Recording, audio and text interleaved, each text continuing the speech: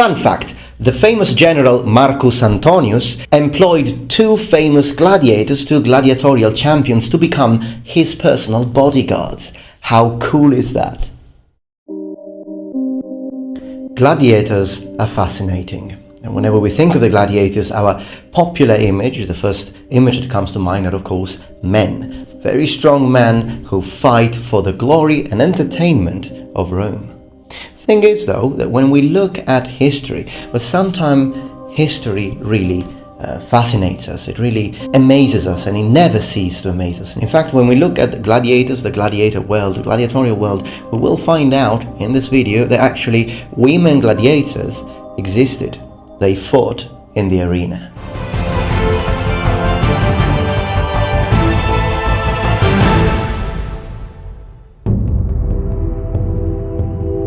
Hello everyone, so welcome back to my channel. This is the Metatron speaking, and today we're going to talk about gladiators in the gladiatorial world. Now, before starting to talk about this, the concept and the figure of a gladiatrix, which is actually the modern Latin term that we use to refer to women gladiators, I'd like to give a little overall understanding of how legal rights worked and how the law approached the concept of gladiatorial games and gladiators themselves. Then we will move to who these women were and how common were they and what sort of historical mention we have of women fighting in the gladiatorial games.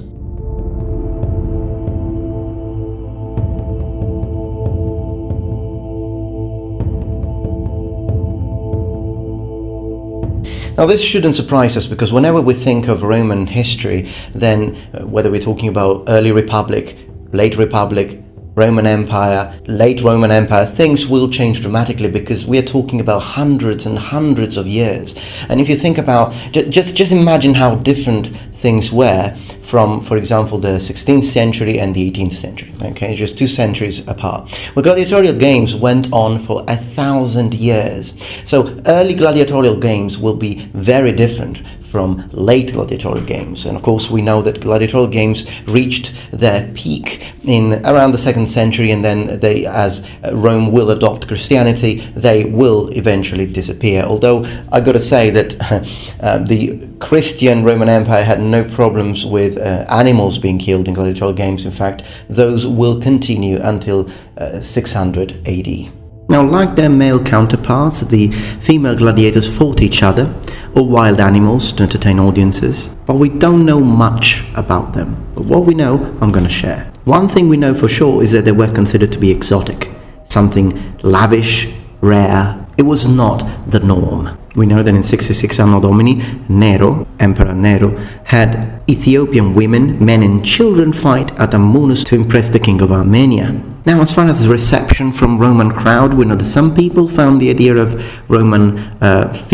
female gladiators to be entertaining, novel, interesting, but others considered to be downright absurd. Now, when we imagine female gladiators, we'd imagine them with spear in hand and breasts exposed. We know that in 89 Anno Domini, so during Domitian's reign, we had battles between female gladiators described as Amazonian.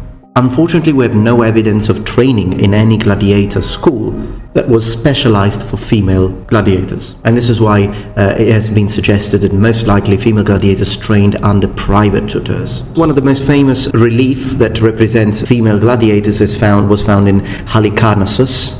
We have two nearly identical gladiators facing each other, and one is identified as Amazon and the other one as Achillea.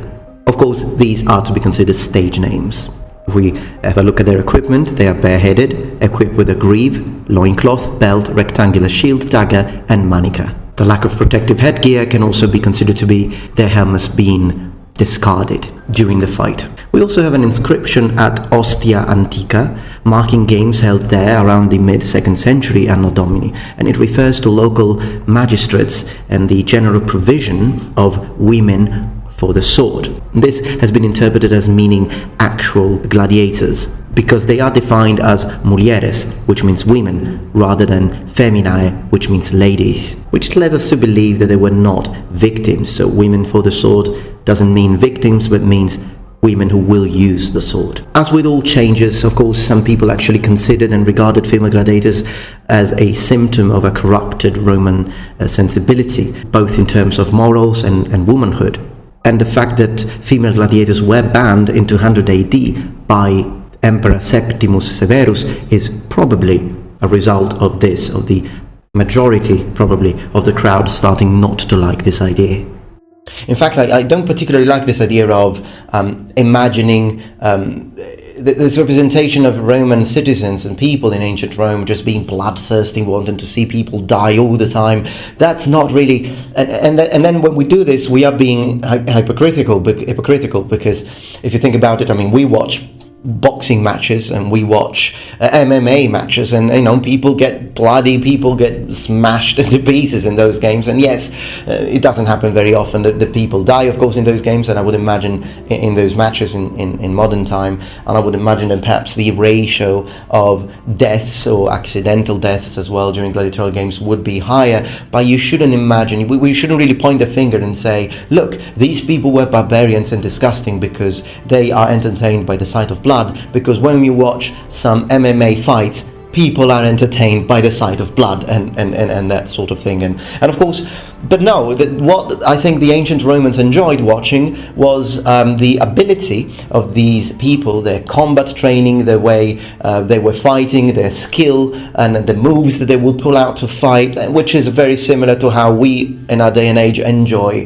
MMA fights. But of course, part of that enjoyment is also the risk that these people are taking, because yes, being hit with a gladius in the head is going to cause some head trauma, although please remember that most gladiators wore helmets. Of course, the Retiarius didn't, but I wouldn't be surprised if the sort of gladius that Retiari were, or Retiari if you want me to use classical, were facing were blunted. I wouldn't be surprised at all. But still, getting hit with a roundhouse kick of a massive guy in the head, it's still going to do some serious damage to you anyways. So yes, gladiatorial games were more gory than modern day fighting, but not that much more. Interestingly enough also is, I'd like to point out, and this is an interesting fun fact, that although initially gladiators were mostly slaves or, for example, ex-military, so ex-military meaning of opposing factions. So if you had a battle and you had some slaves from enemy soldiers, some of these might have had their life granted in exchange of becoming gladiators. So yes, gladiators in early times were mostly slaves, or they were ex-soldiers of the enemy army which was defeated. But as time progresses and gladiatorial games become more of a professional form of entertainment, then quite a lot of people start to volunteer. And in fact, in the peak of its time, during the imperial times, we do know that possibly half of all gladiators were volunteers. So the question should be, why would people volunteer to risk their lives and to fight in the arena if they are not forced to? Because the most common thing that you imagine when you think of gladiators is that yes, they fight because they want to win freedom. But if you're already free because you're not a slave, why would you go into gladiatorial games to win freedom? Because that's not the only thing you can win as a gladiator. In fact, becoming a gladiator would be problematic if you were a member of for example, of the Senate, and later on, as laws develop, also if you were just middle class, it would be problematic, because you would become, your social status will be lowered, okay? Because gladiatorial games were mostly accessible only to the low class. So members of the low class, well, you can't go lower than your current status anyway, so you might as well give it a go, because when you become a gladiator, you've got food every day, you've got shelter every day, which would be a better situation already compared to some living conditions of some people who decided to become volunteers.